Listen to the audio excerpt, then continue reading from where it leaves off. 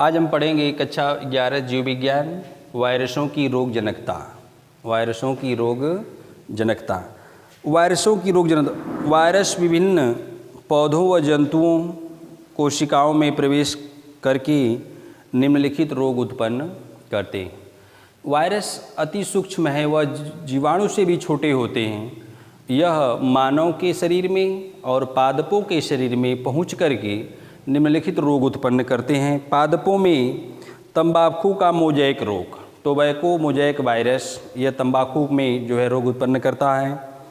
ईख का मोज़ेक रोग। अगला है भिंडी का येलो वेन मोज़ेक। अगला है पपीते का कर्ल लीफ। जो वायरस पपीते में प्रवेश कर जाता है तो उसके फलस्वरूप जो है जो पपीते की पत्तियां हैं वह जो है ऐंठ जाती हैं, चितकबरी हो जाती हैं। अब है मनुष्य में होने वाले विषाणुजनित रोग, जुखाम, चेचक। वायरस के द्वारा जो है जुखाम, चेचक। अगला है फ्लू,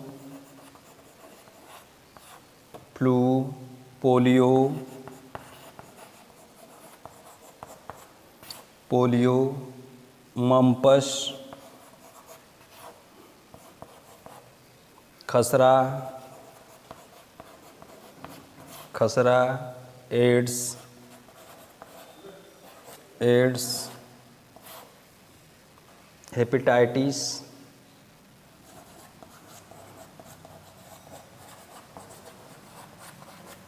हेपेटाइटिस,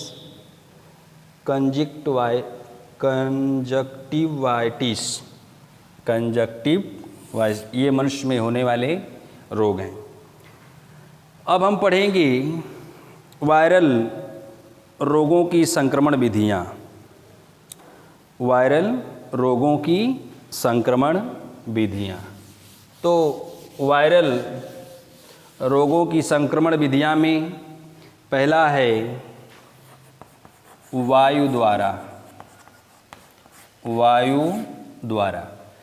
वायरस के द्वारा देखिए कौन कौन सा जो रोग वायु के द्वारा होता है।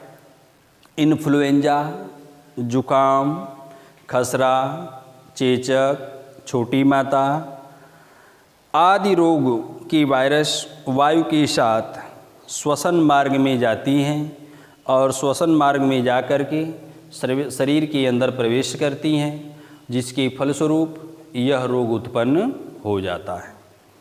दूसरा है संक्रमित भोजन के द्वारा। भोजन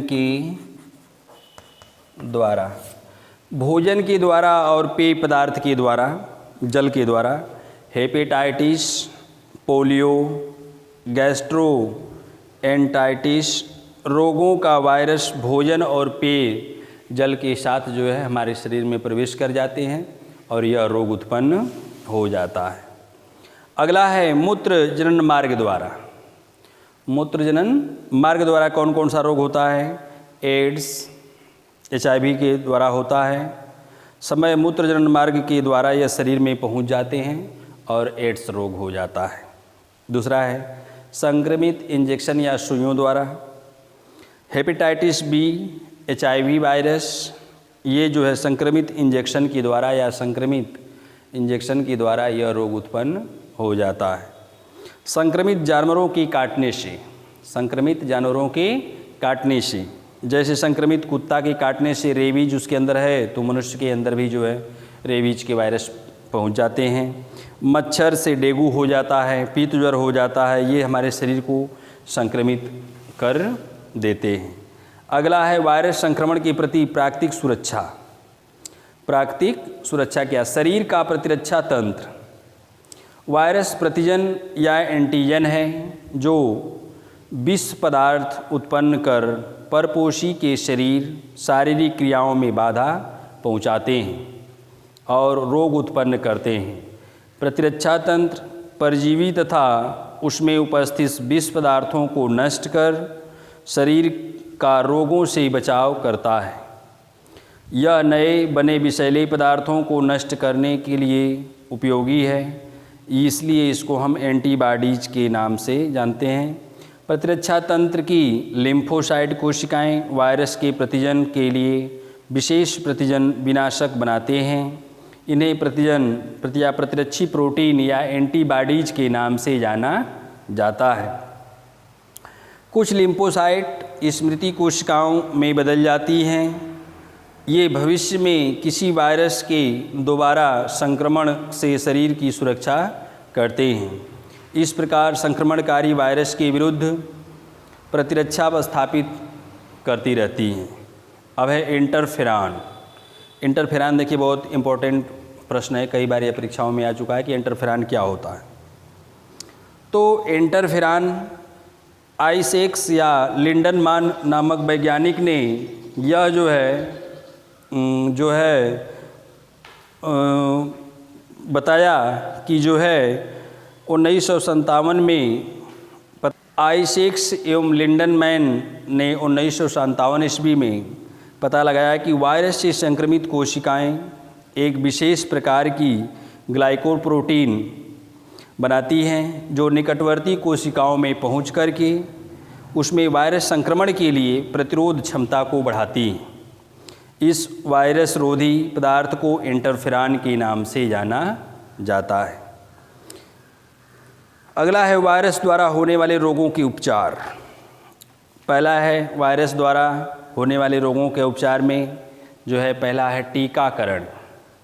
प्रत्येक रोगों की वैक्सीन बनाई गई है। रोग के आने से पहले उस वैक्सीन को शरीर के अंदर इंजेक्ट करा दिया जाता है, प्रवेश करा दिया जाता है, जिसके कारण से वह रोग हमारे शरीर में प्रवेश नहीं कर पाता है। उसके विषाणु अगर प्रवेश भी कर जाते हैं तो उनकी शक्ति इतना बढ़ जाती है कि वह उस रोग से लड़ कर के उस रोग को दूर कर देते हैं। अगला है रसायन चिकित्सा। रसायन चिकित्सा क्या है?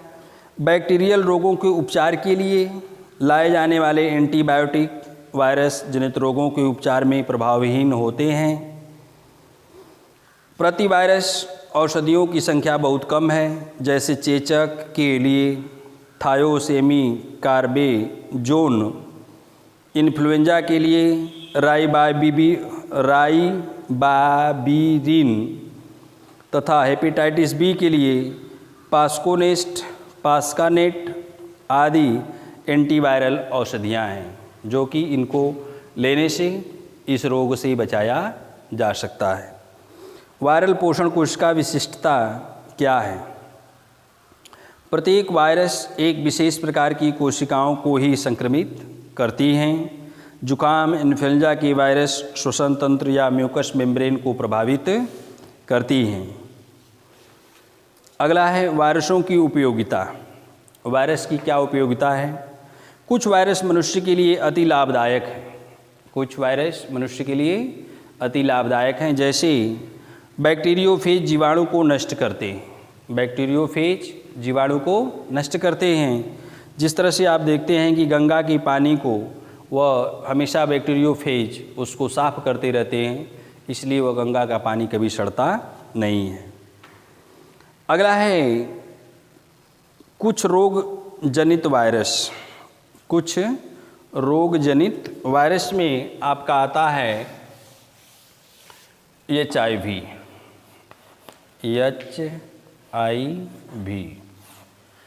HIV का पूरा नाम होता है मानव प्रतिरक्षा न्यूनतम वायरस। मानव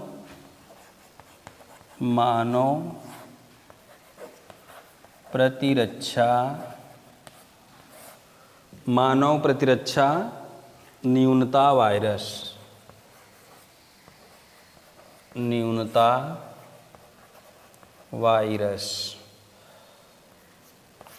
यह जो है इसका पूरा नाम होता है, या इसको हम इस तरह से कह लेते हैं human immuno virus. Human immuno virus या मानव प्रतिरक्षा न्यूनता वायरस। मानव प्रतिरक्षा न्यूनता वायरस यह जो है HIV वायरस जो है AIDS AIDS AIDS acquired immune deficiency syndrome, acquired immune deficiency syndrome, या इसको हम बोलेंगे उपार्जित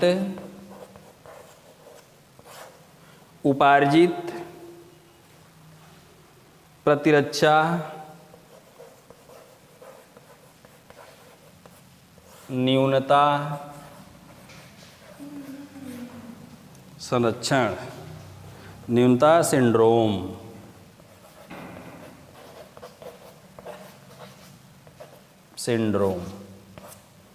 यह acquired immune deficiency syndrome, HIV human immunovirus मानव प्रतिरक्षा न्यूनता वायरस, एड्स रोग उत्पन्न कर देता है, उपार्जित प्रतिरक्षा न्यूनता सिंड्रोम इसका पूरा नाम है।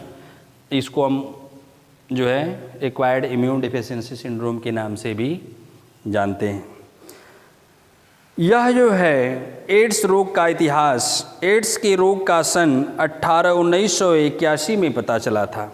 जो एड्स रोग है, अब हम पढ़ेंगे एड्स के बारे में। एड्स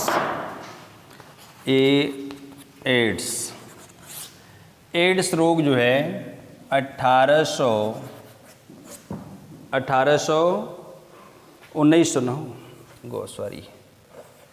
1981 ईस्वी में पता चला था। सन 1983 में जो है डॉक्टर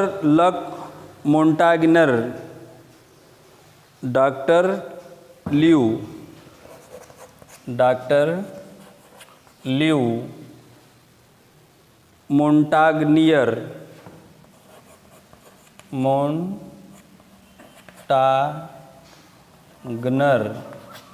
ने जो है ल्यू मोंटाग्नर नामक वैज्ञानिक ने सन 1983 में जो है एड्स नामक रोग की खोज की थी, जो कि HIV वायरस के द्वारा होता है। यह जो है WHO ने, हेल्थ ऑर्गेनाइजेशन ने के आंकड़ों के अनुसार इस समय संसार में 150 देशों में 2 करोड़ से भी अधिक व्यक्ति एड्स से पीड़ित हैं, जिसमें पुरुषों की संख्या बहुत अधिक है। HIV प्लस पुरुषों के साथ समलैंगिक संभोग तथा प्रदूषित इंजेक्शन द्वारा, मादक पदार्थों के सेवन द्वारा तथा इसके HIV की लक्ष्य कोशिकाएं हमारे प्रतिरक्षा तंत्र के T4 लिम्फोसाइट हैं। ये लक्ष्य कोशिकाओं की समूह से चिपक जाती हैं और ये फैगोसाइटोसिस द्वारा अंदर प्रवेश कर जाती हैं और पोषक कोशिका के अंदर प्रवेश करने के बाद इनके बाह्य आवरण तथा प्रोटीन खोल का अपचयन हो जाता है।